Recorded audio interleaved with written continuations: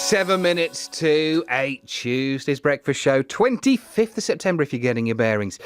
You may well have seen this then. It's been called the worst treatment disaster in the history of the NHS. A public inquiry has finally started into how thousands of patients died from blood infected with hepatitis and HIV in the 70s and the 80s. Katie Walford from Darley Abbey lost her dad. He got infected blood in 1998. She was 10 then. And Katie's been at the inquiry. Hi, Katie. Hiya, how are you? Yeah, good. You might recognise Katie as a loudmouth. I know Katie. But for those who haven't heard this before, remind us briefly what happened with your dad. So my dad was a haemophiliac. He had low levels of Factor VIII. And because of that, he had to have Factor VIII products, blood products, to help keep him living, healthy and, well, existing. And unfortunately, due to reasons that we are now in a process of being able to find out, he had been given contaminated blood products. And this all meant happened... He had HIV and Hep C. And you were only 10 when he died? I was 10 years old, and my brother James, he was 15. Why has it taken 20 years for this to happen? Well, that's a good question, isn't it? From where I'm stood, I don't have much information on that. I'm someone who would like to rely on my government and my health department, health services. And unfortunately, like so many thousands of people, I've been let down. It's only just been now that we've had a voice strong enough, and I think that is because of the community and the unity that we have from the infected and affected. I know you sent an email the other day saying, you know, your emotions were starting to whirl up a little bit knowing this was coming round, bearing in mind the kind of shadow it casts over the whole family's lives. When you're about to turn up at this inquiry finally, how are you feeling about it? The way I try and process things is just a feeling and a day at a time.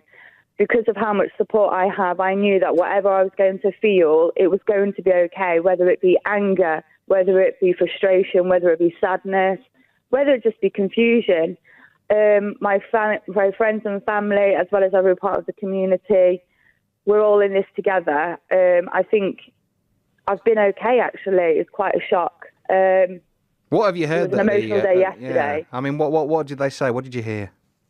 So yesterday it was mainly the tribute to the infected and affected.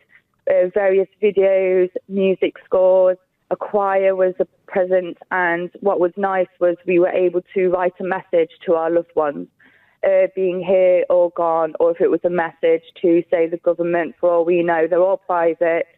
We got to write them in a little scroll, pop them in a little bottle and present it at the front. So that, as you can imagine, made me wobble quite a bit, posting a letter for my dad and on my brother's behalf, who unfortunately wasn't able to come yesterday. Was it hard being there? It was hard, but sometimes in life you've just got to get on with it, haven't you? It's hard for so many people on so many different levels. I think I had to do this for my own sense of being able to move forward and be able to see what I can, hear what I can. I don't think I'll be able to go to every single hearings, openings. So this, for me, was something that I can say, right, we've got here, I'm involved, let's just crack on. And when we get to the other end of the process, what do you hope for? That's a difficult question, because the end of the process, we don't know when that is. We don't have much time for a lot of people. There are literally people dying as we speak because of this. So what I'm hoping is for the truth, whatever that may be. What I'm hoping for is the individuals responsible to understand the pain that they've caused because of their twisted view of humanity and what any kind of scientific research or greater good they had in their minds. I need them to know what they've done to thousands of people. You're still angry? There is definitely a sense of anger there. I think if I was to let myself succumb to the sadness, I don't think I'll be able to get up in the morning. I think there's a lot of anger with a lot of people, and I think it's warranted. But right now we've got a voice, and we have complete faith in the inquiry, and we are just reminding everybody that this has had to be driven from individuals who have been infected and affected for many years, and we're not going anywhere just yet. We're here to the bitter end. We'll talk to you again soon. Thank you, Katie. Thank you so much, Ian.